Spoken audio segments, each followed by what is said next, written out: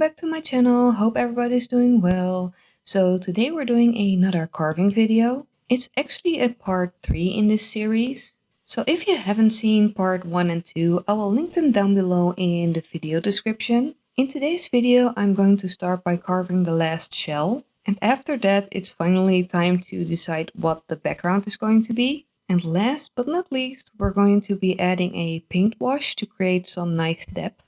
I'm just finishing off the last piece of this shell and I decided to go for a little fun pattern. I think I saw this somewhere on a piece of wallpaper. I wasn't sure if it would work as a carving, but I just decided to go for it. I already showed you that you don't need to always use the same kind of carving blade, so I'd like to show you one more. As you can see, there are still a lot of pieces of top coat visible. So I've got this flat blade. It's angled on one side, but the front is straight. So what I do is I just run it over the top and it will catch all the high spots. So it will take off all those dark areas. You can use this blade in all sorts of areas, like these where you want a smoother surface. So you don't always need to use a V-shaped blade like these. It all depends on what kind of finish you like and what you prefer to use. So I will be just finishing off this piece. After this, I'm going to be picking out my background design and actually carving it.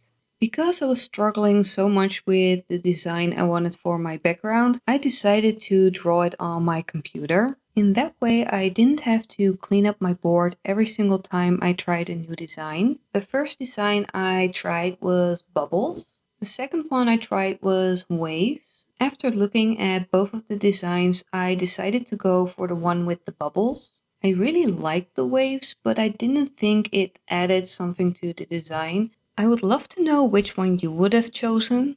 I finished carving all the shells and now it's time to start on the background. I found these templates I used on a piece I made a while ago. I will link the creation video for this piece in the description down below. So if you like to see how I use these templates on this piece, you can find the link there. I will be using my watercolor pencil to put the design on the board because it's easy to remove with just a little bit of water. To sharpen my pencil, I actually use a makeup pencil sharpener. This because they are made for softer pencils. That way you get a way sharper point without all the breaking. So let's just start and draw some circles. I think I'm gonna go with this one first, or maybe one size down. I really like to try and make it as random as possible. That way it looks a little bit more playful. I really liked how 3D my design on the computer looked by stacking the bubbles. So let's see if I can recreate it on this board. Here you can see me carving the outlines. I decided to start with those because I wanted to preserve my design. I didn't carve them very deep, just to the white. So I finished cleaning up all the lines.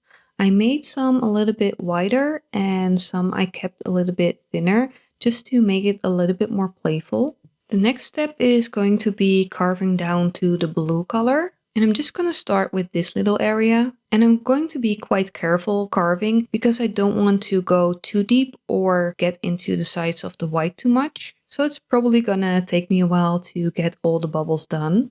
I've been working on this for about 2 days now and it's going really slow. As you can see, the white is pretty deep, so it takes a long time to go all the way down to the blue. I actually ended up taking one of my small pliers and just narrowing the blade by just pushing the two sides together. This way I could carve deeper without damaging any of the side walls. I did the same with my smaller blade. The one on the right is the old size and the one on the left is the one I squished. The background is all done. Now it's time to add some shading. The paint I'll be using for this shading is going to be the Paints Gray and the Turquoise from Lucas Krill Studio. I just mixed these two together to create the same color as the background. And I will just take a tiny amount and put it on the lid. And then I start adding water till I get the right consistency. Both of these paints are opaque, so I'm gonna add a lot of water. You can always add another layer if you need to, as it's easier to add than to take away. I started the area I wanted to be shaded the most and I just work my way up.